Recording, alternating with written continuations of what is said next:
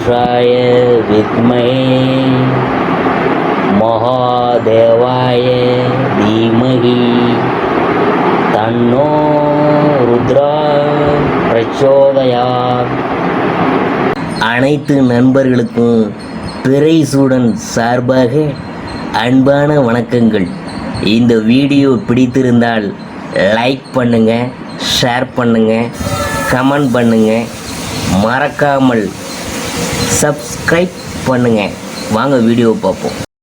12 ஆண்டுகளுக்கு பின்னாடி உருவாகும் தனலட்சுமி யோகம். இந்த 3 ராசிகளின் பேங்க் பேலன்ஸ் அதிகரிக்க போகுதுங்க. வேத ஜோதிடத்தில் தேவர்களின் குருவாக கருதப்படுபவர் குரு பகவான். இந்த குரு பகவான் தனுசு மற்றும் மீன ராசிகளின் அதிபதியாவார் மற்றும் இவர் அதிர்ஷ்டம், நல்ல எண்ணம், செல்வம், ஞானம் ஆகியவற்றின் காரணியாகவும் இருக்கிறார். மிகவும் மங்களகரமான குரு பகவான் ஒருவரது ஜாதகத்தில் நல்ல நிலையில் இருந்தால்தான் அவர் நல்ல செழிப்பான வாழ்க்கையை வாழ்வார். இப்படிப்பட்ட குரு பகவான் ஒரு ராசியிலிருந்து ஓராண்டு காலம் பயணிப்பார். தற்போது இவர் மிதுன ராசியில் பயணித்து வருகிறார். இந்த நிலையில் குரு பகவான் ஜூன் மாதத்தில் அஸ்தமனமாக உள்ளார். அடுத்த 29 நாட்கள் குரு பகவான் அஸ்தமான நிலையில் இருக்கப் போகிறார். அதன் பின் ஜூலை மாதத்தில் உதயமாக உள்ளார். அதே சமயம் ஜூலை மாதத்தில் அசுரர்களின் குருவான சுக்கிரன் மிதுன ராசிக்குள் நுழைய உள்ளார். இதனால் மிதுன ராசியில் குரு மற்றும் சுக்கிரனின் சேர்க்கை நிகழப்போகுது. அதுவும் குரு பகவான் உதயமாகி சுக்கிரனுடன் ஒன்றிணைந்து பயணிக்க உள்ளார். இதன் காரணமாக இவ்விரு கிரகங்களின் சேர்க்கையால் தனலட்சுமி யோகம் உருவாக உள்ளது. இந்த யோகமானது சுமார் 12 ஆண்டுகளுக்கு பின் மிதுன ராசியில் உருவாக போகுது.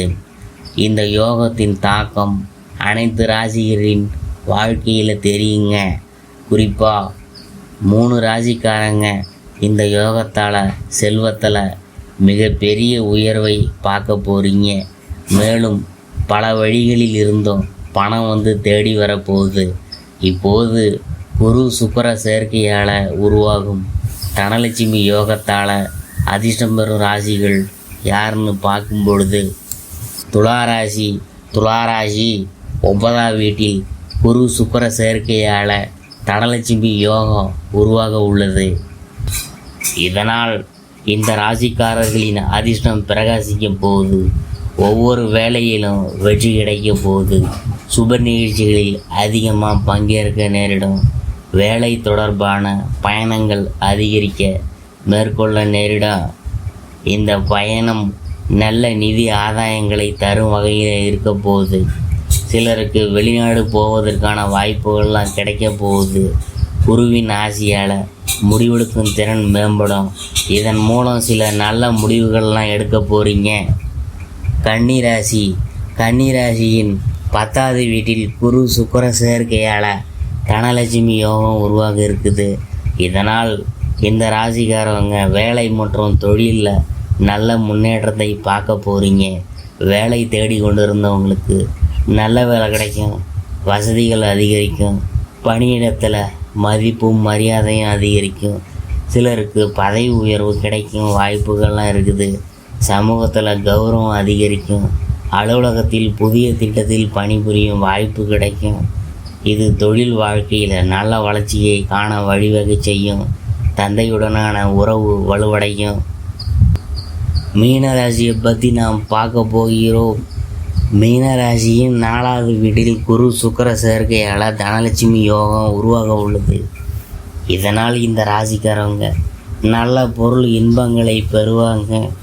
புதிய வீடு, வாகனம் அல்லது சொத்து வாங்குவதற்கு வாய்ப்புகள்லாம் கிடைக்கா. குருவின் ஆசியால் மாணவர்கள் படிப்பில் சிறந்து விளங்குவாங்க.